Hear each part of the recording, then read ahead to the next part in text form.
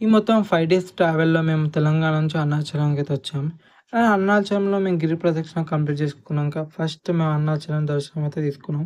And అక్కడ నుంచి final last temple అయితే ఏకాంబరేశ్వర టెంపుల్. అండ్ దానికన్నా తర్వాత మేము చాలా టెంపుల్స్ అయితే దర్శనం ఇచ్చుకున్నాం. కానీ టెక్నికల్‌గా వీడియోలు లేవు. అండ్ అక్కడ నుంచి మేము తెలంగాణకైతే స్టార్ట్ అయిపోయాం. బట్ ఇక్కడ ఏందంటే చాలా వర్షం పడుతుందనుకుంటా. చాలా రెయినీగా ఉంది ఇక్కడ. అండ్ ఇక్కడ మట్టి వాసన అయితే చాలా బాగుంది.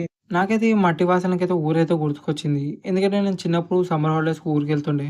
అక్కడ వర్షం పడ్డప్పుడైతే పొలాల దగ్గర ఆడుకుంటుండే. అండ్ అక్కడ చాలా ఫ్రెండ్స్ ఉంటుండే. అదైతే గుర్తుకొచ్చేసింది.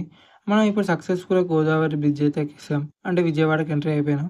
నేను ఇది ఫస్ట్ టైమ్ అయితే ఎక్కుతున్నాను. అండ్ మేము దిగంగానే ఫస్ట్ హోటల్‌కైతే వెళ్ళిపోయాం. ఎందుకంటే పొద్దున్నుంచి ఏం తినలేదు. అండ్ ఇక్కడ ప్రైస్ అయితే మేము చాలా ఎక్కువుంది. బట్ ఏమి కాదని ఆ దోసలైతే ఆర్డర్ చేసుకున్నాం. అండ్ ప్రైస్ అయితే రూ. 50 ఉంది కానీ టేస్ట్ అయితే అంత బాలేదు. ఇంకా ఆకలేస్తుంది కాబట్టి తప్పదు కాబట్టి తినేసాను ఇంకా. అండ్ కాసేపట్లో మనకైతే సికింద్రాబాద్‌కైతే ట్రైన్ ఉంది. అండ్ అది ఎక్కేసి సికింద్రాబాద్‌లో దిగాలి.